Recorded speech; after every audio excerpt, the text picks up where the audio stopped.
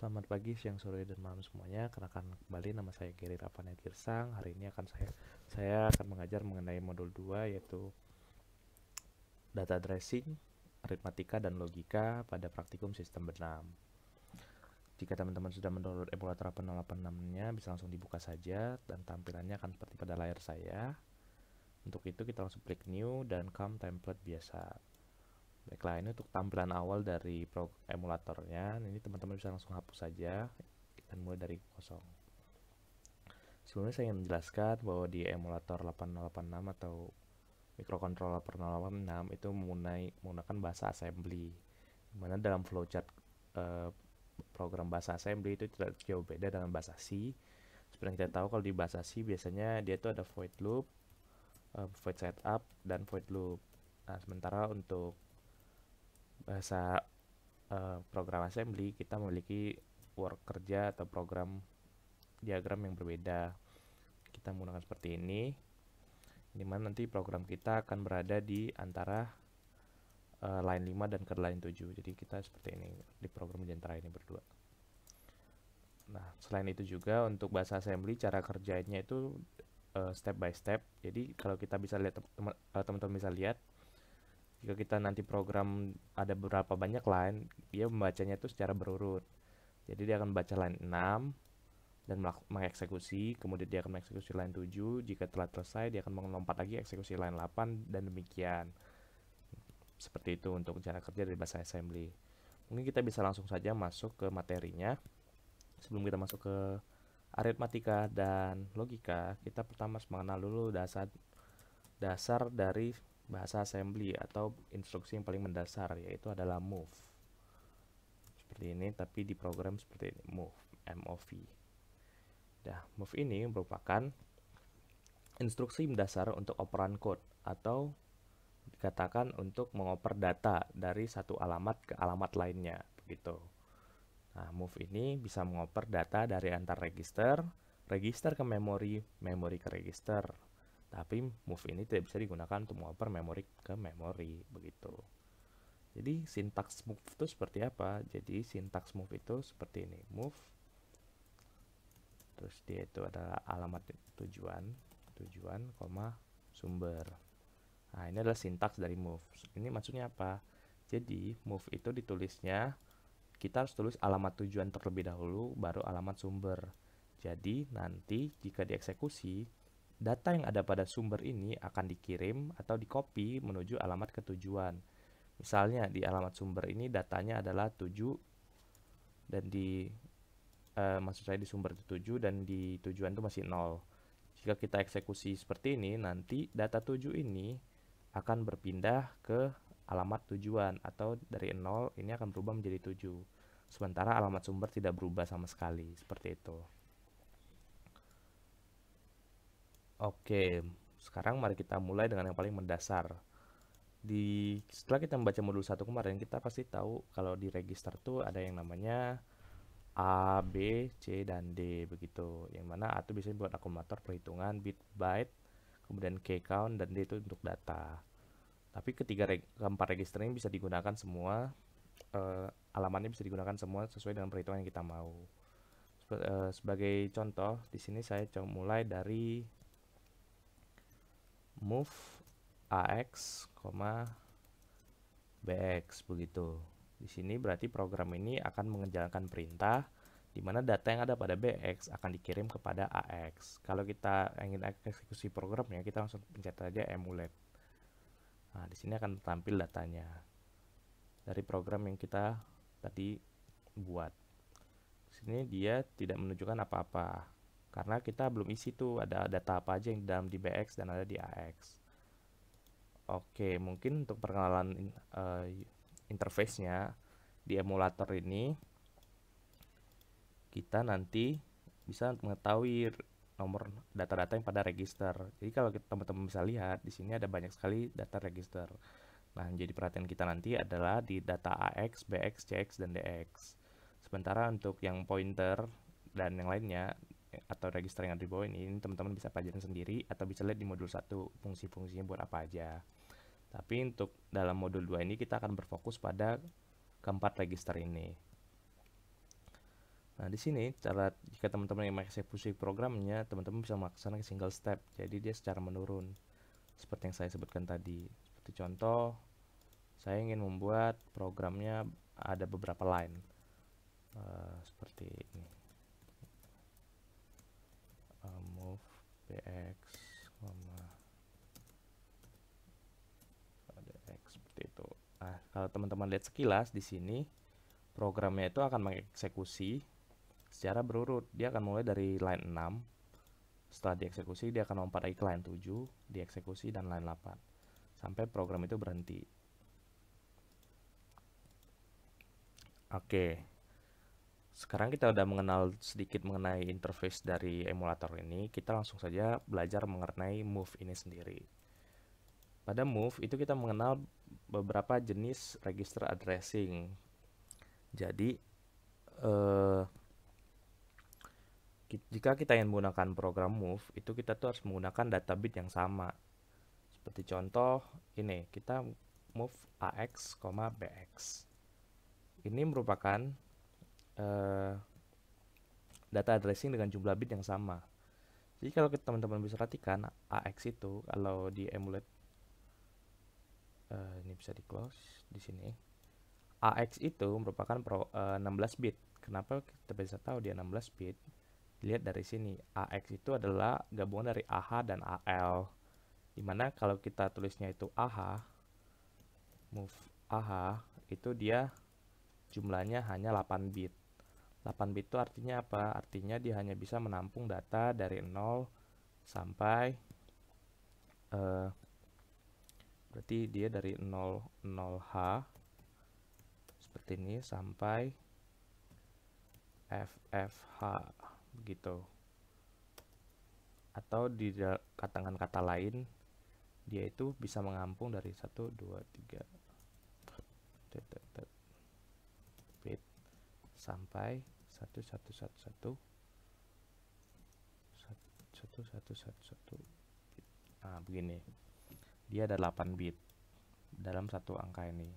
Sementara untuk AX, dia itu bisa menampung, atau BX, dia itu bisa menampung dari 16 bit. 16 bit itu berarti dari 0000H sampai FFFFH begitu.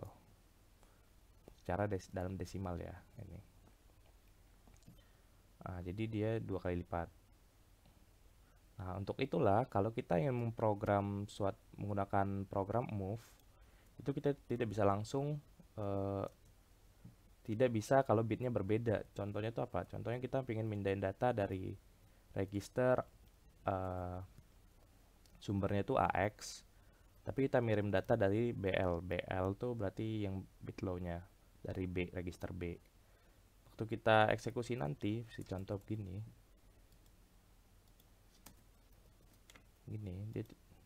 dia akan error. Kenapa gitu? Karena dia tidak match. Move ini hanya bisa digunakan untuk jumlah bit yang sama.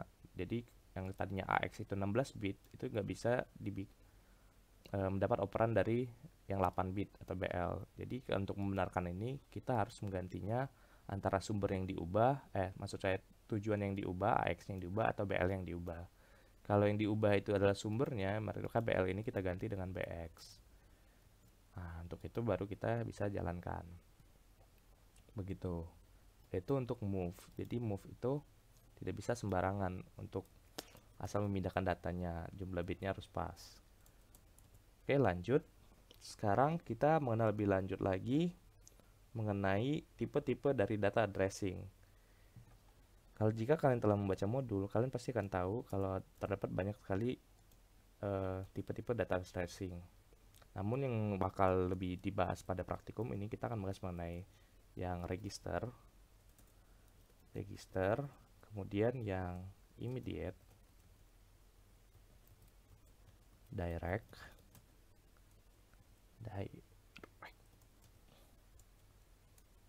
that's typo, direct dan register indirect. Nah, jadi bagaimana, apa sih maksudnya dari ini? Jadi tipe-tipe move ini dia menggunakan alamat sumber dan tujuan yang penulisannya berbeda.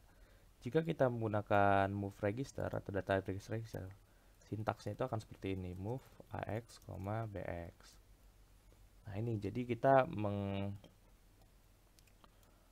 langsung menyebut registernya, kita mau ngirim ke register berapa, mau ke AX, atau contohnya lagi ada yang move AL, BL gitu, dia mau ngirim data dari BL ke AL, atau ada juga yang move AL tapi dia dapat perannya dari AH gitu, yang hide.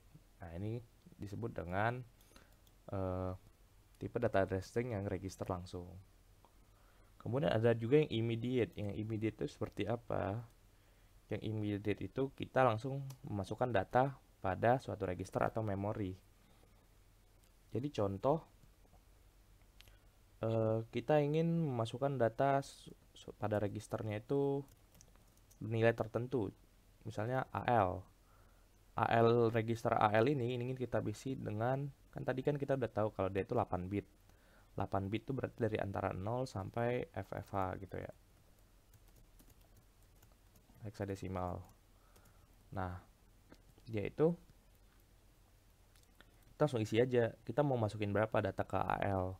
Misalnya kita ingin masukin 1H, berarti langsung tulis saja 1 heksadesimal begini. Ini langsung dihapus. 1 heksadesimal. Oke, mungkin kita coba aja langsung ya. Di sini kita hapus dulu berarti.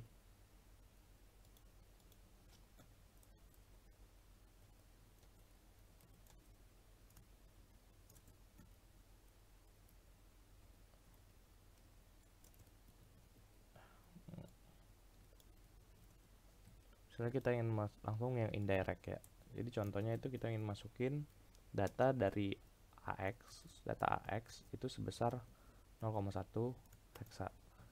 Jika kita execute nanti, kita bisa langsung lihat nih. Di fungsi ini, kalau kita single step, nanti 0,1 heksanya itu langsung dapat 1 heksa di data register AX-nya. Tutup. Begitu. Karena AX itu bisa menampung sebanyak 16 bit, jadi dia hanya mengisi dari lower ke high. Misalnya contoh, kalau kita ingin mengisi besar 16 bit sekaligus, berarti 1, 2, 3, 4 H, seperti contohnya. Kita emulate, langsung kita run. Nah, nanti di AX dia langsung isi 1, 2, 3, 4 dengan binary yang kita mau tadi. Seperti itu. Itu yang disebut dengan in register yang immediate atau langsung dimasukkan datanya. Kemudian dari contoh tadi kita ada lagi, namanya itu adalah direct. Yang direct itu seperti apa? Yang direct itu dia langsung masukin ke alamat memori. Kalau tadi kan kita hanya menyebutkan, kalau ini langsung registernya saja. Sementara untuk yang direct dia langsung menyebutkan memori mana sih yang ingin dituju oleh data yang mau dikirim gitu. Jadi di alamat tujuan ini dia langsung nulis nama memorinya. Sintaksnya itu di dalam kurung gede seperti ini, kurung sikut, langsung ditulis tuh memorinya berapa. Nah ini teman-teman bisa baca lebih lanjut lagi mengenai segmentasi memori yang ada pada microcontroller 8086 seperti itu. Misalnya di memori 1, 2, 3, 4 H ini saya ingin masukin 0A hexa gitu. Nanti kita tinggal masukin aja ini ke sini. Copy dulu. Saya hapus. Nah, di sini kalau kita contoh 34 H kurung masukin 0A langsung run. Nah, nanti dia tidak akan masuk ke register, tapi langsung masuk ke memori dari 1, 2, 3, 4H. Itu lihatnya di mana? Itu kita bisa lihat di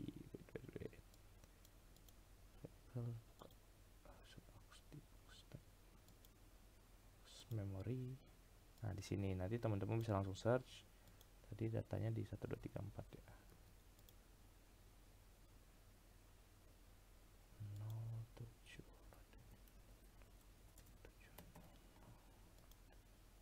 Nah, ini dia.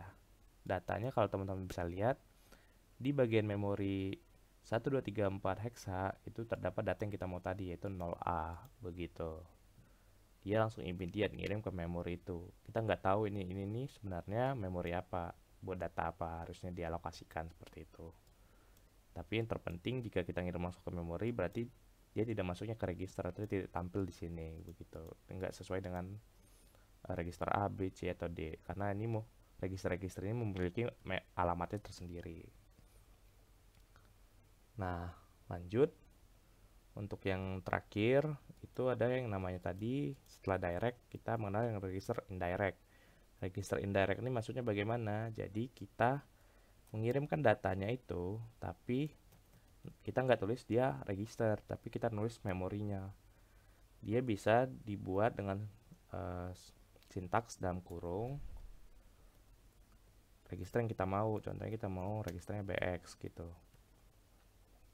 Kalau kita buat register BX, nanti dikirim datanya, kita mau kirim contohnya FFH seperti ini. Oke, ini kalau saya copy, ini saya hapus.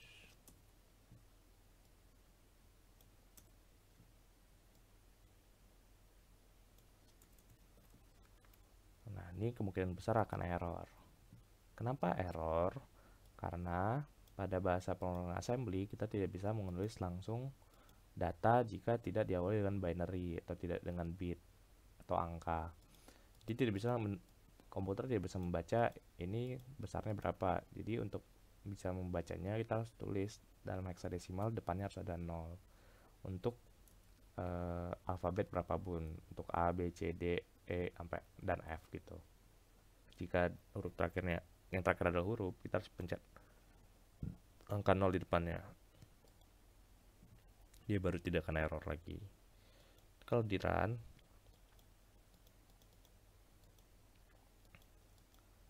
datanya tidak akan masuk ke BF, tapi dia akan masuk langsung ke register dari BX itu sendiri, berapa memorinya gitu. Oke, mungkin itu cukup untuk mengenai tentang move atau addressing datanya. Sekarang kita langsung masuk aja ke aritmatika. Jadi pada instruksi aritmatika, jika tadi kita sudah mengenal ada namanya instruksi move, di aritmatika itu ada banyak. Di aritmatika dia ada banyak fungsi, ada add, ada sub untuk pengurangan, penjumlahan, ada juga untuk perkalian, ada juga untuk pembagian. Tapi pada praktikum kali ini kita hanya membahas tentang add dan sub. Untuk selebihnya teman-teman bisa cari referensi tersendiri. Nah, sesuai dengan yang ada di modul, jadi fungsi add itu adalah fungsi penambahan. Fungsi penambahan bagaimana? Jadi jika di add itu kita punya sintaks tujuan, sumber. Jadi jika kita menggunakan fungsi add, dia itu akan menjumlahkan data yang ada di sumber ke data yang ada di tujuan, kemudian data itu akan diletakkan pada tujuan. Jadi sebagai contoh, misalnya di data sumber kita punya angka 5 desimal, sementara pada tujuan kita punya angka 3 desimal seperti itu.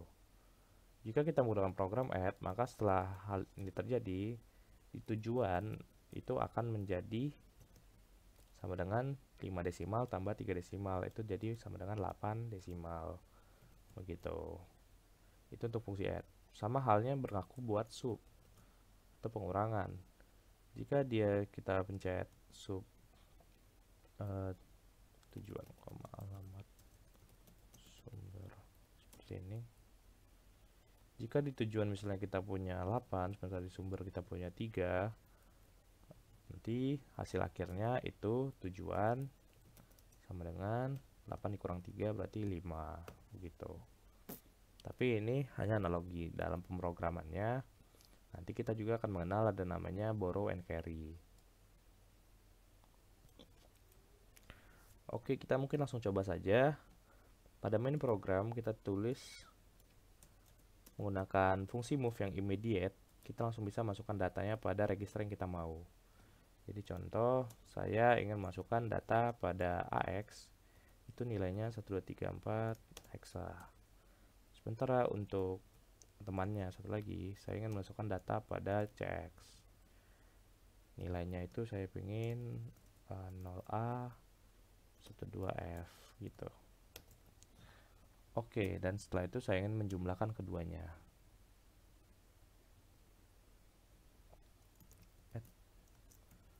AX, dan saya ingin letakkannya pada AX saja deh. AX, CX. Oke, jika kita menjalankan program ini, jika dilihat step per step, pertama kali dia akan langsung immediate nilai 1234 hexadesimal kepada register AX. Jadi kita langsung lihat di sini tampilan register AX langsung terisi dengan 12345 hexadesimal. Jika kita lanjut lagi, dia akan mengeksekusi program di bawahnya dan nilai di CX akan jadi A12F. Jika kita eksekusi lagi, maka terjadi penjumlahan yang mana diletakkan pada AX. Nilainya itu B365. Nanti teman-teman bisa koreksi tersendiri pada kalkulator hexadesimal begitu. Mungkin itu untuk yang AX dan DX. Mungkin teman-teman bertanya bagaimana jika terjadi overflow. Jadi jika dia mengalami overflow, kita bisa lihat dari flagnya. Jadi di emulator ini pada bagian bawah ini kita bisa lihat flag-flag apa aja. Nah, teman-teman bisa baca lagi di modul 1 fungsi dari register flag ini apa aja, dari CF, CF, SF, OF, PF, AF, IF, dan DF begitu. Jika dia menunjukkan angka 1 itu artinya apa, dan jika dia menunjukkan angka 0 itu artinya apa begitu. Ini untuk eksekusi dari program yang ada. Oke, untuk yang terakhir yang sub kurang lebih sama yang untuk pengurangan. Sekarang kita masuk ke increment dan decrement. Kalau increment itu kurang lebih sama, yaitu penambahan 1. Jadi contoh di sini kita punya sintaks increment ya. Terus punya sintaks ICBL. Itu artinya kita ingin jika misalnya di atas ini kita tulis dulu move BL, 01H. Nah, jika kita pertama mengkarakterisasi memasukkan angka 01 pada BL. Register BL bernilai 01H. Karena kita tulis increment, jadi dia itu akan terjadi BL yaitu BL ditambah 1. Sama aja dengan 0,1H ditambah dengan 1H atau 0,1H juga. Itu sama dengan 0,2H begitu. Mari kita coba.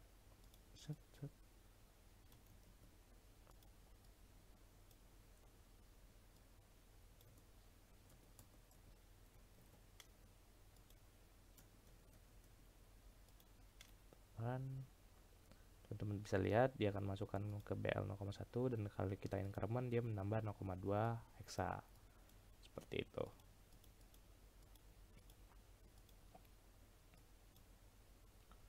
Oke, untuk yang decrement kurang lebih sama. Kalau decrement berarti dia dikurang. Kalau misalnya begini, berarti artinya BL sama dengan BL minus 1. Mana hasilnya itu sama dengan berarti 00H.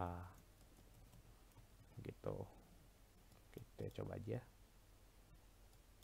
Single step. 0.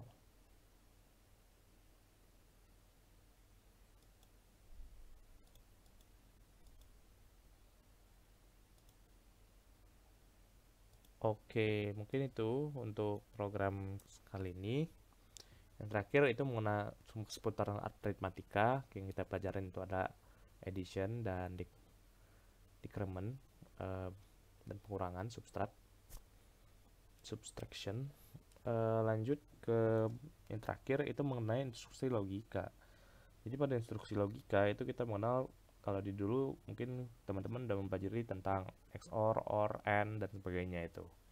Nah, di sini kita juga akan menerapkan bit-bit tersebut.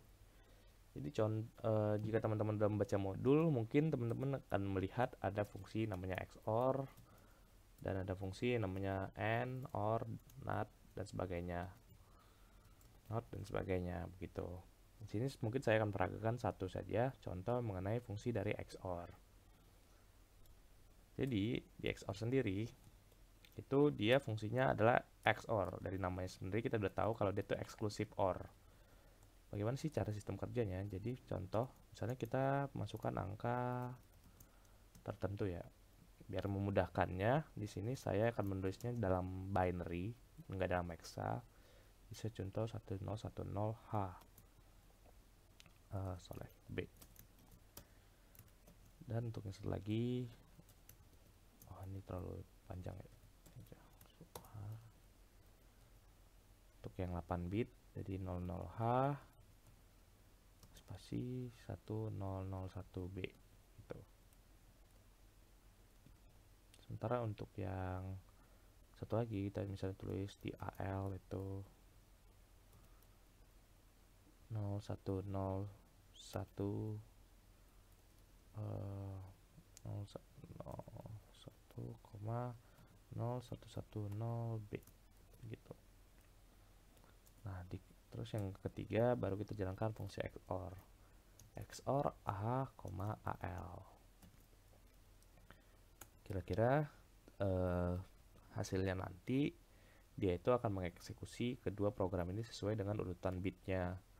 Jadi contoh, kalau teman-teman udah mempelajarin di kelas, mungkin udah dibahas, XOR itu adalah gerbang logika yang hanya menghasilkan nilai 1 jika dari dua nilai input yang dimasukkan itu berbeda, sementara untuk nilai lainnya dianggap 0. Jadi contoh pada program di atas ini, teman-teman bisa lihat, kita mempunyai program data lab berjumlah 8 bit. Dari 8 bit ini, masing-masing urutan bitnya akan dibandingkan sama. Jadi yang untuk 2 pangkat 1 akan 2 pangkat 1 sampai 2 pangkat yang terakhir 2 pangkat MSB-nya akan dibandingkan sama MSB-nya juga. Nah, di sini jika teman-teman bisa lihat hasilnya nanti kurang lebih adalah kita coba hitung 1 di XOR-kan dengan 0, maka hasil akhirnya itu adalah 1. 0 dan untuk yang bit nih ke 7, 0 yang di sini. Ini saya tulis saja 8 7 6 4 3 2 1 urutan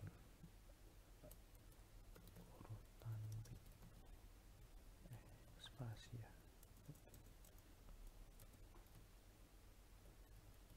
Nah, begini. Jadi di fungsi logika kita akan membandingkan antar bitnya. Jadi untuk yang bit 8 sama 0, 1 sama 0 ini di bit ke-8 dia dibandingkan XOR maka nilainya keluar akan 1. Kemudian yang ke-7 juga dibandingkan 0 dan 1 maka keluar 1. Yang ke-6 juga sama, 4 juga demikian, yang ke-3 juga, 2 juga, dan 1 juga begitu.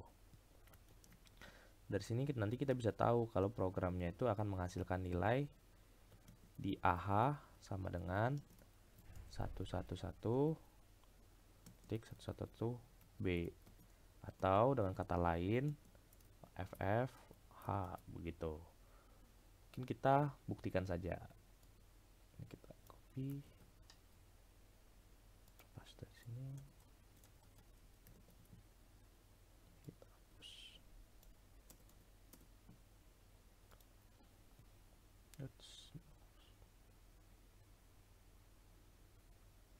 Kenapa ini pernah?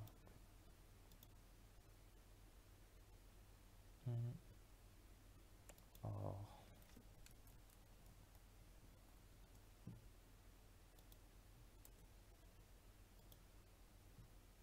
Oke, begitu. Kita bandingin yang ini. Pertama yang atas nilai di AH-nya itu A9. A9 itu kalau di binaryin bentuknya akan sama kayak gini, 10 10 10 01. Kemudian yang untuk yang low-nya 56 itu akan sama seperti ini, 01 01 0H 10.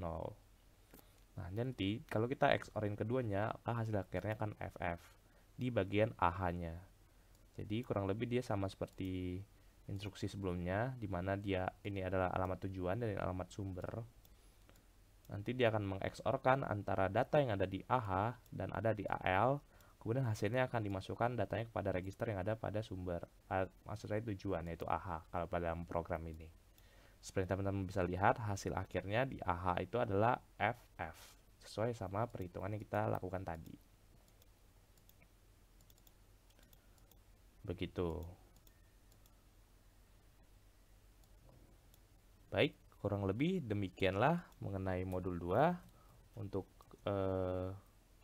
pembahasan lebih lanjut, teman-teman bisa review